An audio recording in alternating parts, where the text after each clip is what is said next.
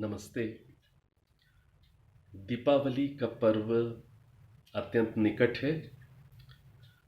आइए दीपावली का पर्व आने से पहले ही हम इस पर्व के वैज्ञानिक स्वरूप को, वैदिक स्वरूप को भी आज हम ध्यान से समझें। इस पर्व का वैदिक स्वरूप क्या है, इसके साथ साथ इस पर्व के साथ इतिहास कैसे जुड़ा, इस पर्व का वर्तमान स्वरूप क्या है और इस पर्व के उद्देश्य क्या हैं, प्रयोजन क्या हैं और वर्तमान स्वरूप में जुड़े हुए अंधविश्वास कुरीतियां क्या हैं जिनको हम मिलकर के दूर करने का प्रयास कर सकते हैं।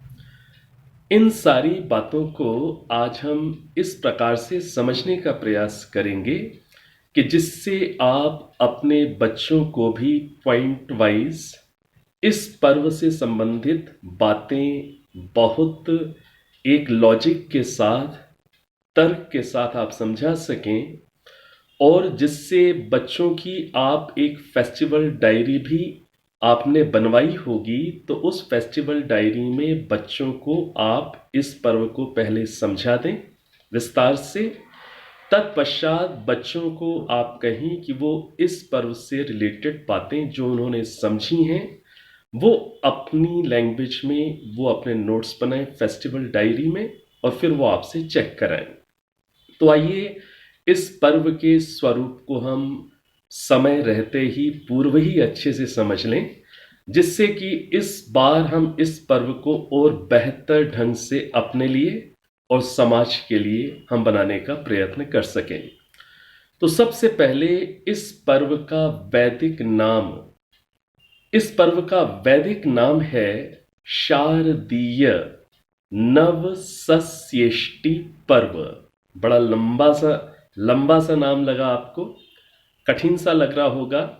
बिल्कुल नहीं घबराइए, सरल है, इसको हम लोग समझेंगे। फिर से नाम दोहरा रहा हूं, शारदीय नवसस्येष्टि पर्व। तो अब इसको हम समझते हैं। इसके नाम के अंदर ही हमें इस पर्व का वैदिक स्वरूप भली भांति स्पष्ट हो जाएगा।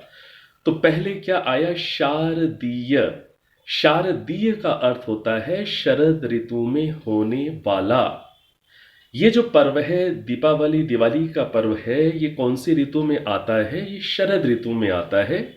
शरद ऋतु के कार्तिक मास की अमावस्या में इस पर्व को बनाने की परंपरा पुरातन काल से चली आ रही है। तो ये जो पर्व है ये शरद ऋतु में होता है, इसलिए क्या विशेषण आया, शारदीय, शरद ऋतु में होने वाला। आगे क्या है, नवसस्येष्टि पर्व। तो नवसस्येष्टि, इसको हम थोड़ा ब्रेक करके समझेंगे। इसमें 3 पद हैं, 3 शब्द हैं। कौन कौन से हैं? नव प्लस सस्य प्लस इष्टि। नव का अर्थ होता है नया, सस्य का अर्थ होता है फसल और इष्टि का अर्थ होता है हवन यज्ञ। नव का अर्थ क्या है? नया, सस्य का अर्थ है फसल और इष्टि का अर्थ क्या होता है? हवन यज्ञ। तो इस पर्व का वैदिक नाम क्या है? इस पर्व का वैदिक नाम है शारदीय नवसस्येष्टि पर्व। अभिप्राय क्या है?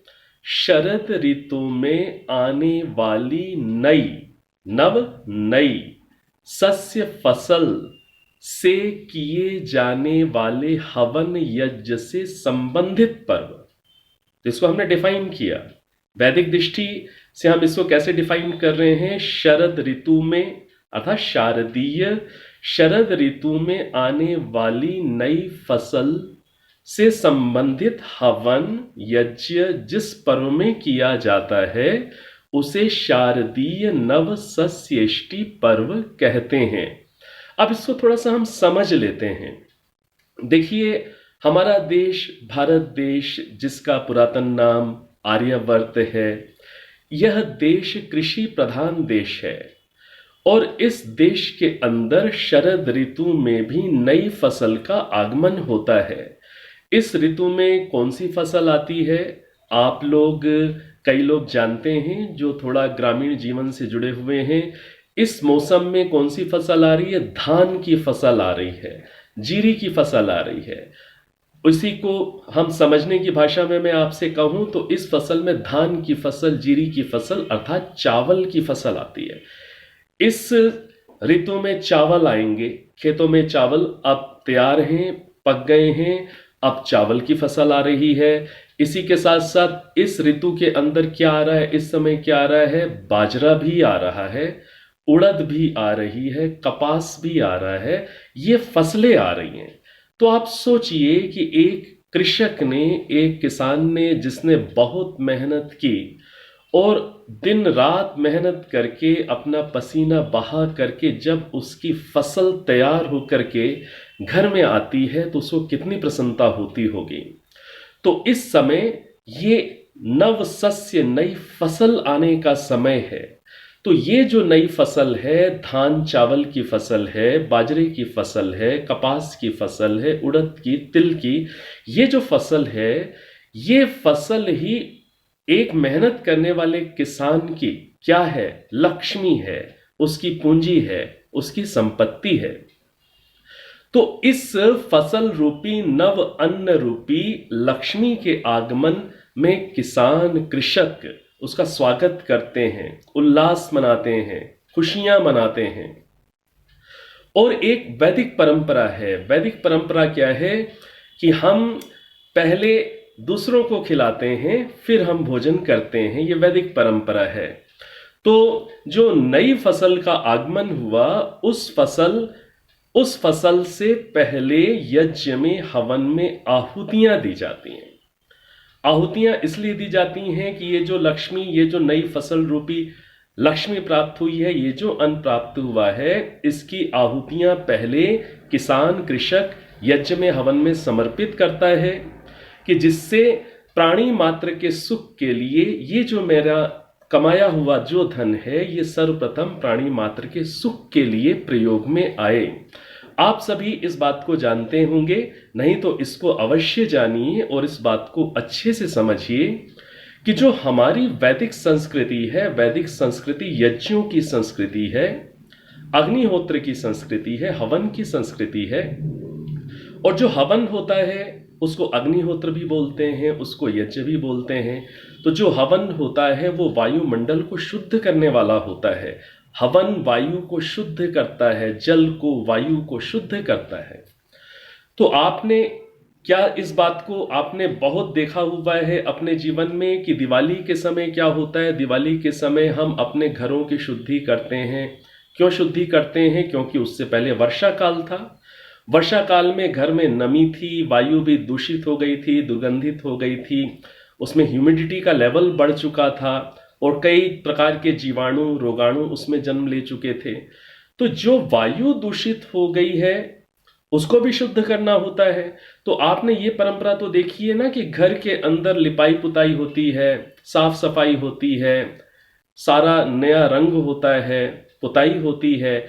इस रूप में हम अपने घर को शुद्ध करने का प्रयास करते हैं। लेकिन हमें वैदिक व्यू भी समझना है कि केवल रंगाई पोताई से शुद्धि तो होती है, लेकिन जो घर के अंदर जो स्टक जो वायु है, जो एयर है, उसको शुद्ध लिपाई पुताई मात्र से तो नहीं किया जा सकता।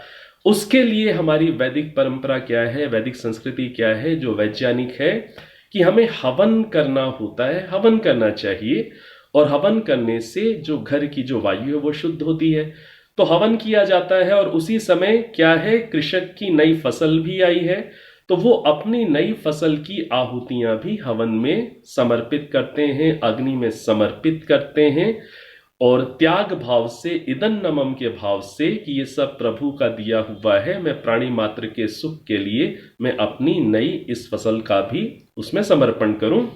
तो इस रूप में ये जो पर्व, जो इसका वैदिक स्वरूप है वो ये है कि शरद ऋतु में आने वाली फसल के आगमन पर सोल्लास उसका स्वागत किया जाता है और उसकी आहुतियां भी यज्ञ में दी जाती हैं। और जो फसल रूपी लक्ष्मी आई उसकी पूजा की जाती है।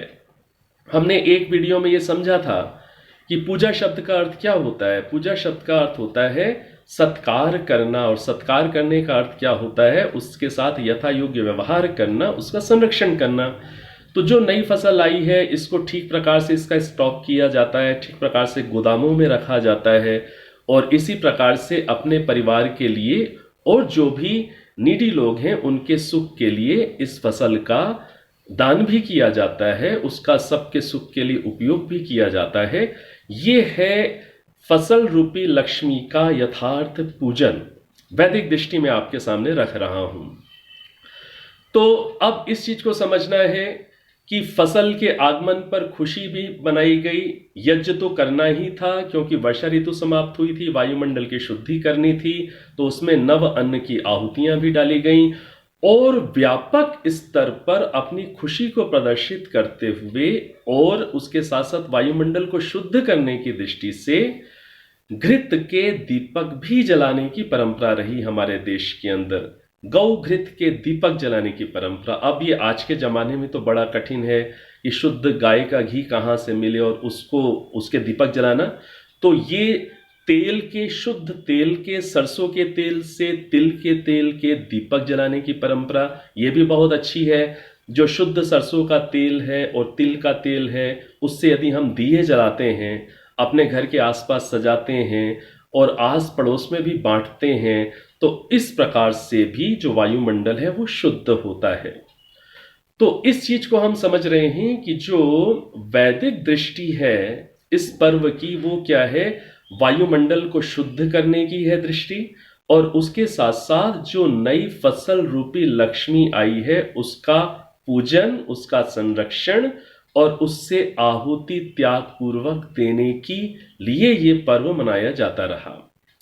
अब ये जो पर्व है, नई फसल तो रामायण काल से पहले भी आती होगी, वर्षा के बाद शरद ऋतु तब भी आती होगी, और तब भी ये सब धान आदि ये फसलें हुआ करती होंगी। तो ये जो दीपावली पर्व का जो वैदिक स्वरूप है जो मैं आपके सामने रख रहा हूं, इस स्वरूप वाला ये पर्व तो पहले से ही मनाया जाता रहा। तो बच्चों को हमें इसका जो ये स्वरूप है, जो वैदिक स्वरूप है, एक तो हमें वो स्पष्ट करके समझाना होगा, और इसी पर्व के साथ एक इतिहास भी हमारा जुड़ा, और इतिहास हमारे आदर्श जो मर्यादा पुरुषोत्तम राम हैं उनसे संबंधित। वो इतिहास किस प्रकार से जुड़ा हुआ है आज समाज के अंदर, कि आज के दिन मर्यादा पुरुषोत्तम श्री राम लंका विजय करके वो वापस अयोध्या में आए, तो और उनके आगमन की खुशी में अयोध्या वासियों ने दीप प्रज्वलित किए। इस प्रकार से उन्होंने अपनी खुशियां प्रदर्शित की। अब इसको थोड़ा सा समझना है, ऐतिहासिक जो पक्ष है उसको हमें थोड़ा गहराई से समझना है। देखिए, वाल्मीकि रामायण के माध्यम से, वाल्मीकि रामायण को जब हम पढ़ते हैं तो हमें मर्यादा पुरुषोत्तम श्री राम जी से संबंधित बड़ी प्रामाणिक जानकारियां उपलब्ध होती हैं। तो यदि आप मर्यादा पुरुषोत्तम श्री राम जी से संबंधित, भगवान श्री राम जी से संबंधित यदि प्रामाणिक जानकारी प्राप्त करना चाहते हैं तो आप अवश्य ही वाल्मीकि रामायण का अध्ययन करिएगा। तो वाल्मीकि रामायण के अध्ययन से हमें ये बातें संकेत रूप में प्राप्त होती हैं कि वो आज के ही दिन मर्यादा पुरुषोत्तम राम जी का जो आगमन है वो आज के ही दिन हुआ हो, ऐसा नहीं है। हाँ, आज के दिन के आसपास हुआ, आज के ही दिन हुआ हो ऐसा तो वहां संकेत नहीं मिलता। हाँ, आज के दिन के आसपास हुआ, और आज के दिन के आसपास ही अभी हमने क्या समझा कि नवसस्येष्टि, नई फसल के आगमन को सेलिब्रेट करना, वायुमंडल की शुद्धि के लिए हवन करना, नई फसल से आहुतियां देना, सफाई करना घर की, क्योंकि वर्षा काल अभी गुजरा है। ये चीज तो पहले से व्यापक रूप से चली ही आ रही थी। ये सेलिब्रेशन इस प्रकार से तो हमारे कृषि प्रधान देश में चल ही रहा था। अब जो मर्यादा पुरुषोत्तम श्री राम जी का जो आगमन है वो इसके आसपास है कहीं, तो उनके आगमन की खुशी को भी इस बड़े इवेंट के साथ जोड़ दिया गया, जिससे कि वो ऐतिहासिक रूप में सुरक्षित हो जाए।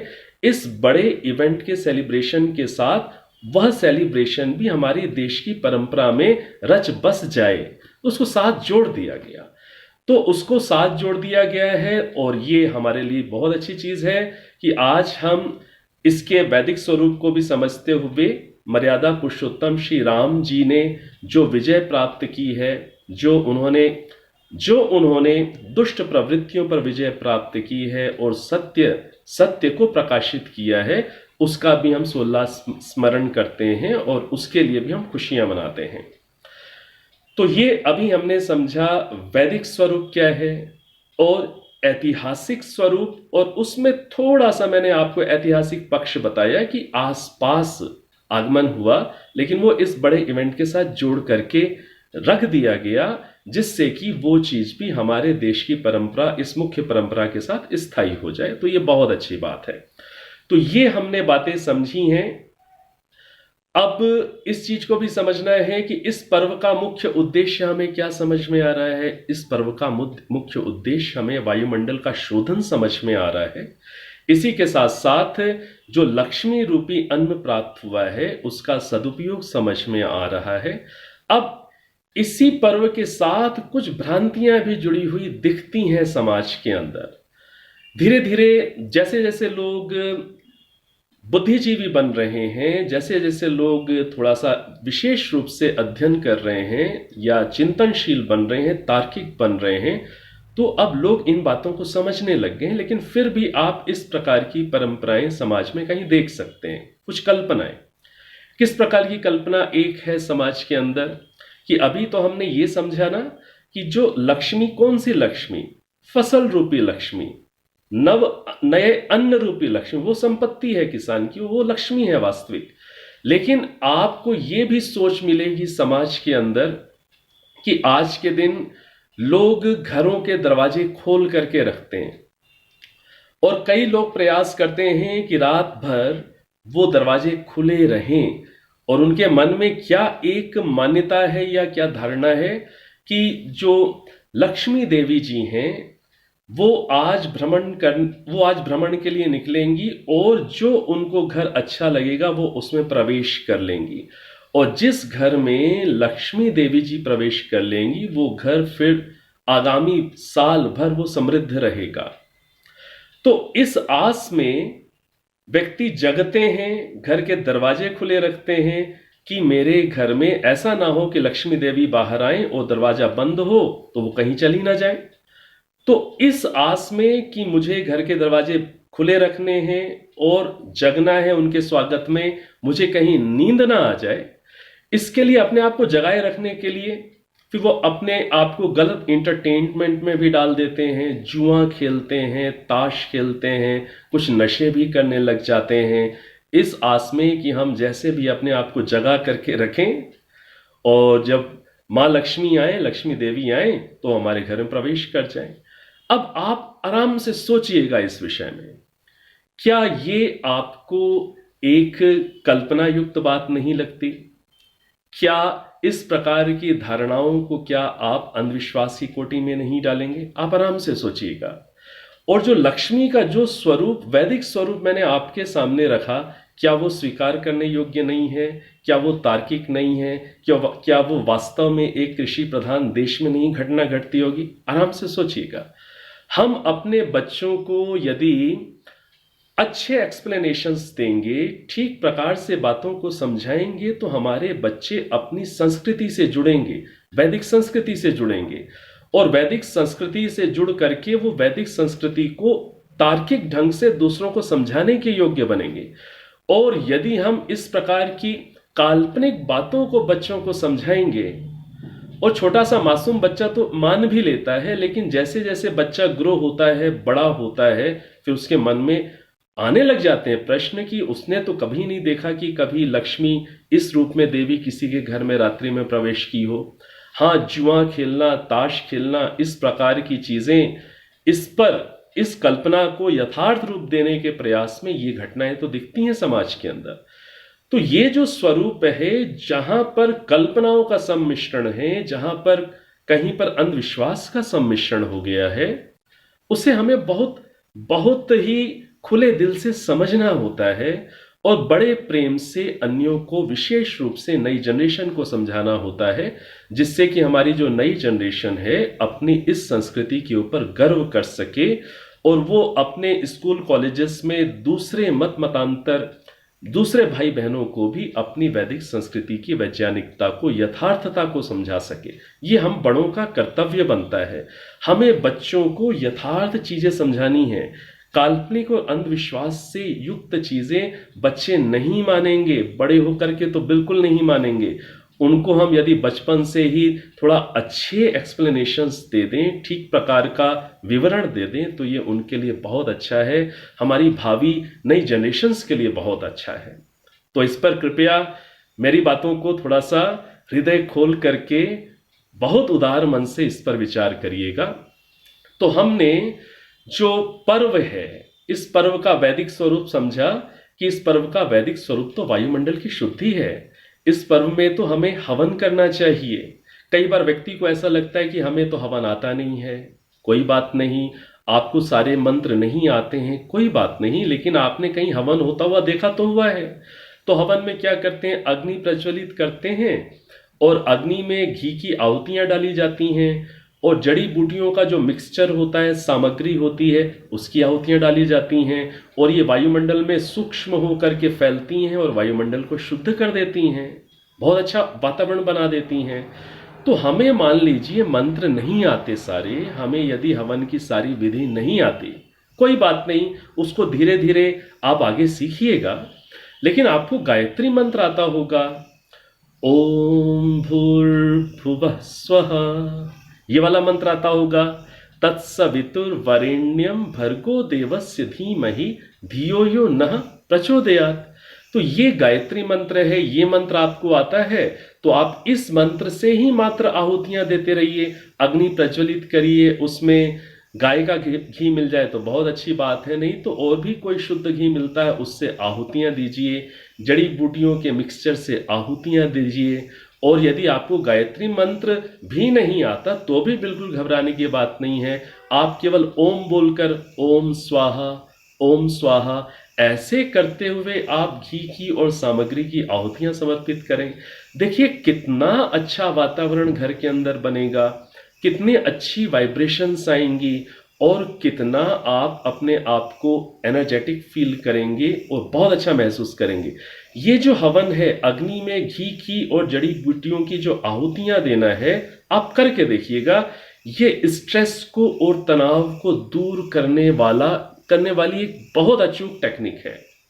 जब भी किसी को मान लीजिए दिमाग में स्ट्रेस हो रहा है, तनाव हो रहा है या बड़ी चिंता है किसी बात को लेकर, बड़ा परेशान है व्यक्ति, समझ में नहीं आ रहा कि मैं तनाव से कैसे मुक्त हूं, इस चिंता के भाव से कैसे मुक्त हूं, आपको नहीं समझ में आ रहा, किसी के समझाने पर भी आपको नहीं बात अंदर जच पा रही, आप शांत हो जाइए, आप हवन करिए, आप अग्नि प्रज्वलित करिए और घी और सामग्री की आहुतियां देनी शुरू करिए। देखिए आसपास कैसा ऑरा बनता है, कैसे वाइब्रेशंस आपको मिलते हैं, कैसा हेल्दी एनवायरनमेंट बनता है और आपके माइंड को ये कितना सकारात्मक रूप से प्रभावित करता है कि आपका तनाव, आपका स्ट्रेस, आपकी चिंता, आप पाएंगे कि वो कम हो गई, चली गई। आप करके देखिएगा इस चीज को। तो जो हमारा ये पर्व है, दीपावली पर्व, जिसका नाम शारदीय नवसस्येष्टि पर्व है, इस पर्व का उद्देश्य तो वायुमंडल की शुद्धि था। जो अन्न रूपी जो लक्ष्मी आई उसका पूजन था, उसका संरक्षण था और त्याग आहुति से उसके अंश को भी यज्ञ में समर्पित करना था। दीपक जलाने थे, दिए जलाने हैं हमें, सरसों के तेल के, घृत के या तिल के तेल की, ये सब जलाकर वायुमंडल शुद्ध करना था। इस प्रकार से खुशियां मनानी थी। लेकिन अब इसका एक विकृत स्वरूप जो आज वर्तमान में आपको दिखता है कि लोग मोमबत्तियां जलाते हैं।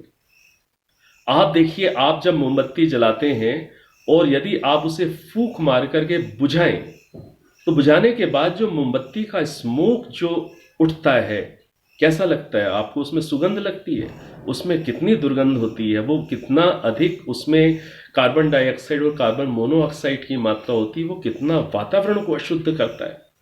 तो ये जो मोमबत्ती जलाना है, निवेदन है, कृपया मोमबत्ती मत जलाइए। अपनी जो परंपरा है, जो अपनी भारतीय संस्कृति है, जो अपनी सनातन संस्कृति है, वैदिक संस्कृति, वो दिए जलाने की है।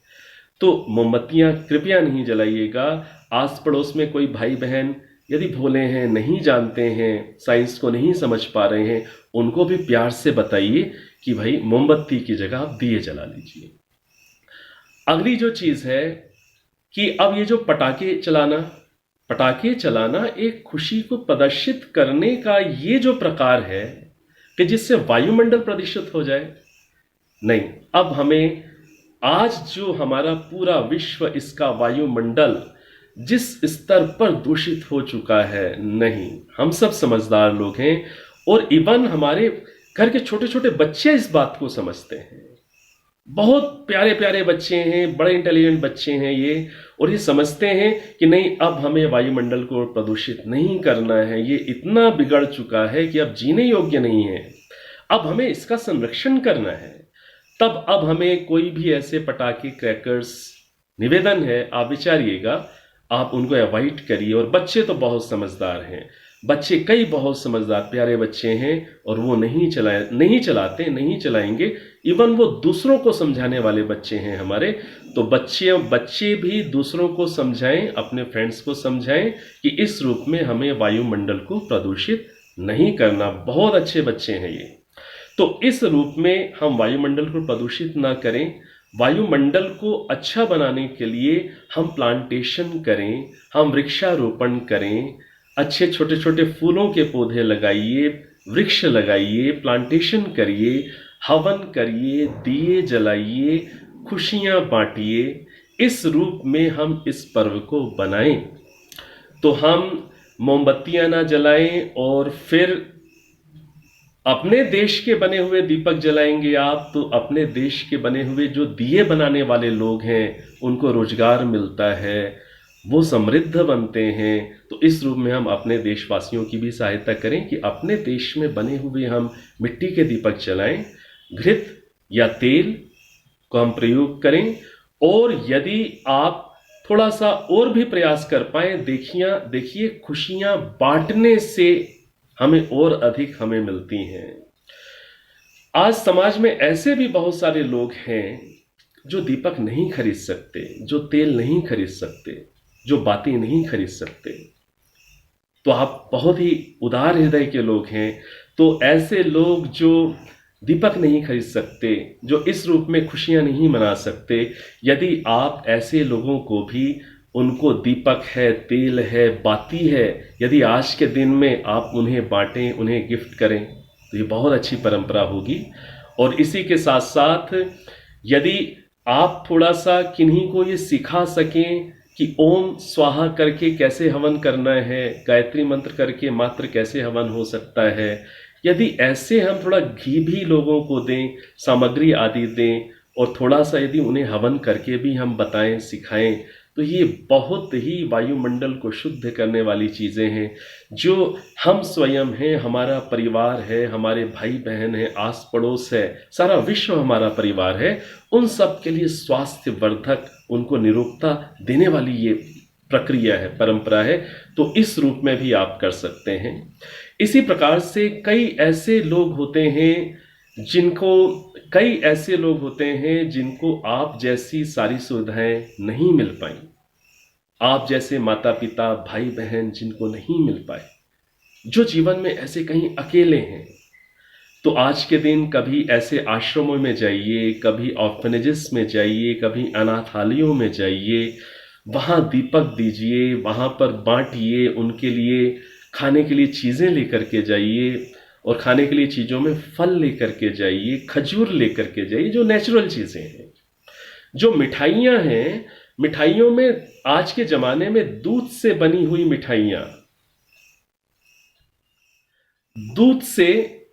मिठाइयाँ, और इसी प्रकार से मिलावटी दूध, मावे से बनी हुई मिठाइयों से बचें, और ना ही मिलावटी चीज़ों की मिठाइयाँ हम दूसरों को बांटें। खजूर है, बेसन है, इन चीज़ों की मिठाइयाँ हैं, जैसे लौकी है, पेठा है, ये मिठाइयाँ, इनको हम बांट सकते हैं, इनका स्वयं प्रयोग कर सकते हैं। च्यवनप्राश है, ऐसी चीज़ों को भी हम बांट सकते हैं। तो हम स्वास्थ्यवर्धक चीज़ों का सेवन करें और स्वास्थ्यवर्धक चीज़ों को ही दूसरों को दें। हमें अधिक क्वांटिटी पर नहीं जाना होता, हमें क्वालिटी पर जाना होता है। ये नहीं कि हम बहुत अधिक मिठाई देने के नाम पर हम कुछ भी खरीद करके किसी को दे दें। हम थोड़ा दें लेकिन हेल्दी दें, अच्छा दें। तो ये जो पर्व है, इस पर्व के अंदर हमने समझा वायुमंडल का शोधन है, यथार्थ लक्ष्मी पूजन को भी हमने समझा। और हमारे जो प्यारे बच्चे हैं, जो यंग जनरेशन है, वो बहुत समझदार हैं, वो लॉजिकल माइंड के हैं, वो समझते हैं कि पर्यावरण अब कितना प्रदूषित हो चुका है, अब हमें इसे संभालना है। तो हमें घृत के दीपक जलाने हैं, तेल के, सरसों तिल आदि के तेल के दीपक जलाने हैं, हमें यज्ञ करना है, अग्नि में आहुतियां देनी है। तो इसी प्रकार से ये जो पर्व है, ये अमावस्या के दिन आता है, कार्तिक अमावस्या। कितना घना अंधकार होता है, तो जब दीपक जलते हैं तो ये इन दीपकों का प्रकाश उस अंधकार को दूर कर देता है। इसी से हमें ये भी प्रेरणा लेनी है कि हमें अपने जीवन के अंदर जो अंधकार है, यदि चिंता, तनाव, ये सब अंधकार के रूप हैं, यदि हमारे जीवन में चिंताएं हैं, यदि हमारे जीवन में तनाव है, डिप्रेशन है, अवसाद है, स्ट्रेस है, हमें इन चीज़ों से बाहर निकलना है। हमें अंदर खुश रहने का संकल्प करना है, प्रसन्न रहने का संकल्प करना है। जीवन के अंदर चैलेंजेस तो सबके जीवन में हैं, अप्स एंड डाउन्स तो सबकी लाइफ में होते हैं। हमें अंदर खुश रहने का संकल्प करना है और ऐसा ही हमें दूसरों के जीवन में भी इन चीज़ों को लाने का संकल्प करना है कि दूसरे भी चिंता तनाव से मुक्त हों, खुश रहें, प्रसन्न रहें, पॉजिटिव एटीट्यूड वाले हों। जीवन में बहुत कुछ अच्छा प्राप्त है, हमें उस पर भी फोकस करना है। तो हमें प्रसन्न रहना है, ऐसा हमें संकल्प करना है। और दूसरों के जीवन में भी हमें यथार्थ ज्ञान का प्रकाश करना है। जैसे ये दियों का प्रकाश अंधकार का नाश करता है, उसी प्रकार से तमसो माह ज्योतिर्गमय, हम भी अंधकार से प्रकाश की ओर बढ़ें, अविद्या अज्ञान से हम यथार्थता की ओर बढ़ें, तत्व ज्ञान की ओर बढ़ें। ये प्रेरणाएं भी हमें इस पर्व से मिलती हैं। अब ये जो दीपावली का पर्व है, इसी पर्व के साथ एक ऐतिहासिक घटना और जुड़ गई। जो आर्य समाज के जो संस्थापक महर्षि दयानंद सरस्वती, जिनके हम पर अनंत उपकार, जिन्होंने वेदों का यथार्थ स्वरूप हमारे समक्ष रखा, जिन्होंने नारी शिक्षा के प्रति अथक प्रयत्न किए और उन्हें शिक्षा का अधिकार दिलाया, जिन्होंने एक सच्चे परमात्मा का स्वरूप समाज में स्थापित किया कि परमात्मा एक हैं, सर्वव्यापक हैं, निराकार हैं, जो वैदिक स्वरूप जो हमें वेद बताते हैं। महर्षि दयानंद सरस्वती जी के उपकारों को आज स्मरण करने का भी दिवस है, क्योंकि आज के ही दिन सन 1883 को 1883 को महर्षि दयानंद सरस्वती जी का निर्वाण हुआ था। उनकी जो मृत्यु है, उस घटना को भी आप अवश्य ही महर्षि दयानंद सरस्वती जी से संबंधित पुस्तकों में पढ़िएगा। बहुत प्रेरक है उनका मृत्यु का काल भी बहुत प्रेरक है। वो इनलाइटेंड सोल, जिन्होंने स्वयं को जान लिया था, जो परमात्मा की अनुभूति में रहते थे, ऐसे योगी, उनका जो मृत्यु है वो घटना बहुत प्रेरणास्पद है।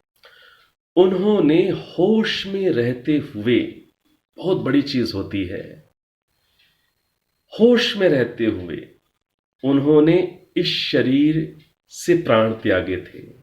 अधिकांश लोग बेहोश हो जाते हैं, लेकिन वो एक इनलाइटेंड सोल थे। उन्होंने होश में रहते हुए पूरी जागरूकता के साथ वो इस शरीर से, इस नश्वर देह से बाहर चले गए, मुक्त हो गए, निर्वाण को प्राप्त किया उन्होंने। उनका जो मृत्यु का दृश्य था वो इतना प्रेरक दृश्य था कि एक नास्तिक युवक जो गुरुदत्त के नाम से जाना जाता था, एक नास्तिक युवक जो ईश्वर की सत्ता पर विश्वास नहीं करते थे, उन्होंने जब महर्षि दयानंद सरस्वती जी के अंत समय को देखा कि चेहरे पर कितनी शांति है, कितना आनंद का भाव है। उन्हें जहर दिया गया था, महर्षि दयानंद सरस्वती जी को विष दिया गया था, हत्या की गई थी।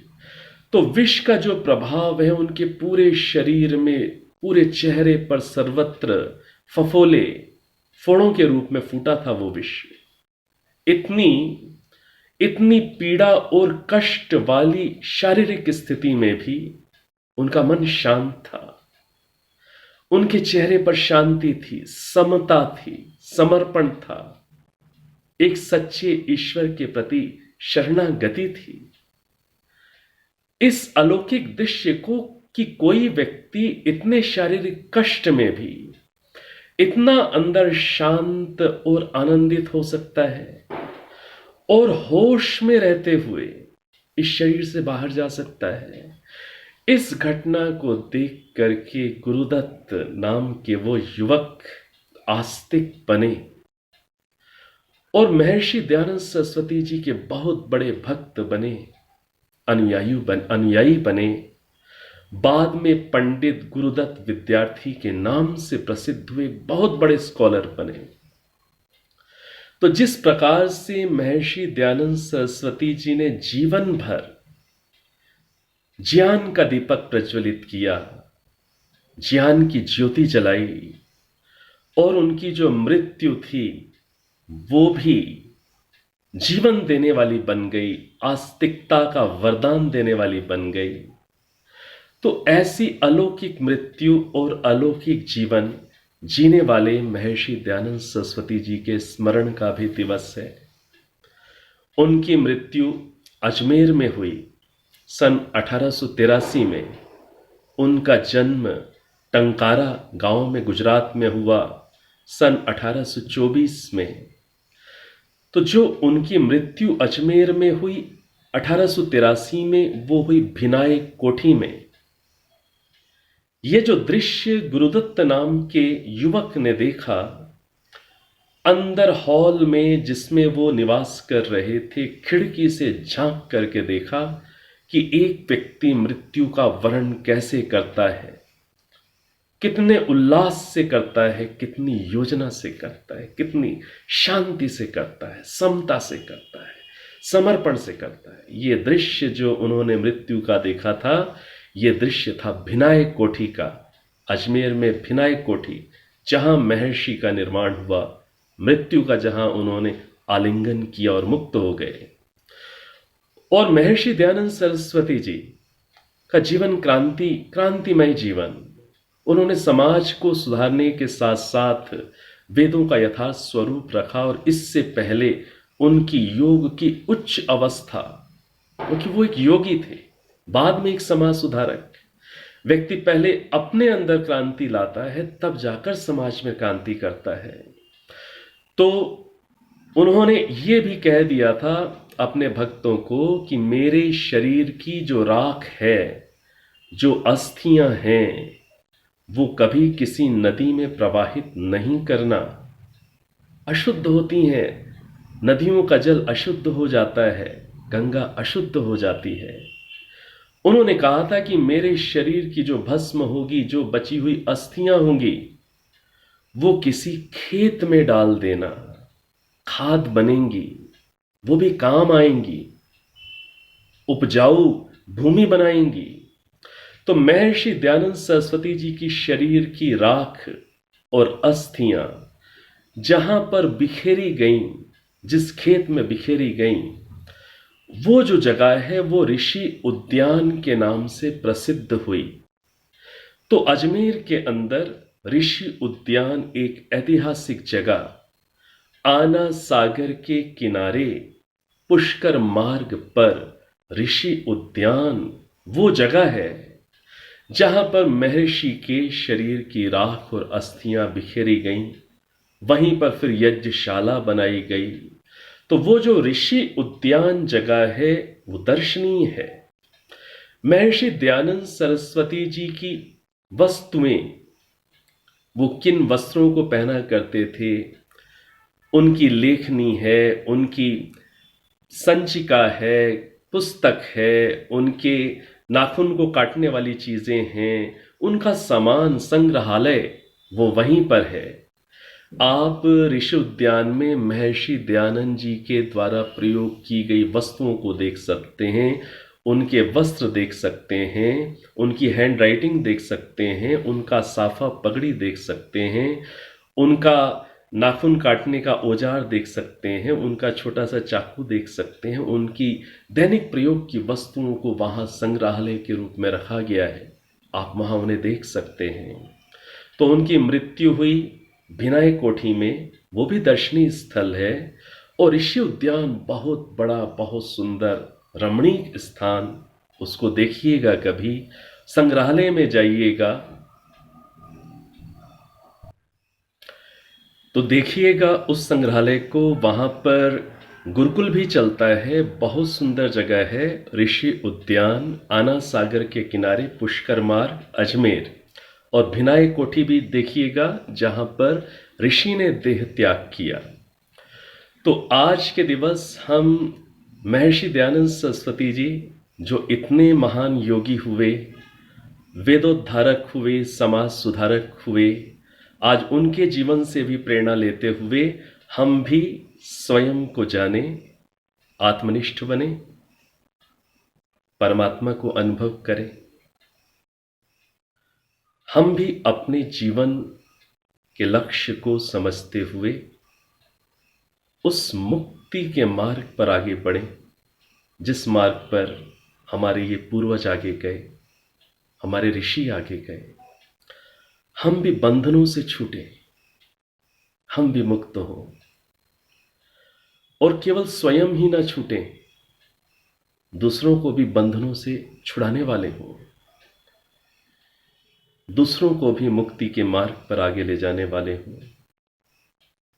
हम स्वयं चिंता तनाव से छूटे, दूसरों को भी छुड़ाने वाले हो। हम स्वयं प्रसन्न हो, प्रसन्न स्वभाव वाले हो, और दूसरों में भी खुशियां बांटने वाले हो। तो ये सारी बहुत सारी प्रेरणाएं हम ले सकते हैं। तो ये हमने वैदिक स्वरूप, दीपावली पर्व का वैदिक स्वरूप समझा, इतिहास समझा, कहाँ कहाँ हम इसमें सुधार ला सकते हैं, क्या कुछ और बेहतर अपने लिए, दूसरों के जीवन के लिए कर सकते हैं। और महर्षि दयानंद सरस्वती जी की जो प्रेरणा है आज के दिवस से जुड़ी हुई, उससे भी हम प्रेरित हुए हैं। तो बहुत बहुत इस आने वाले पर्व की बहुत बहुत शुभकामनाएं।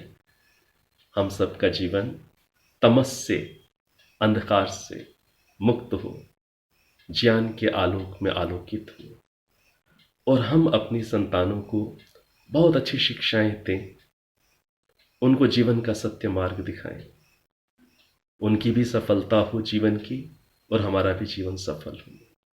ओम, बहुत बहुत शुभकामनाएं। ओम, धन्यवाद, नमस्ते।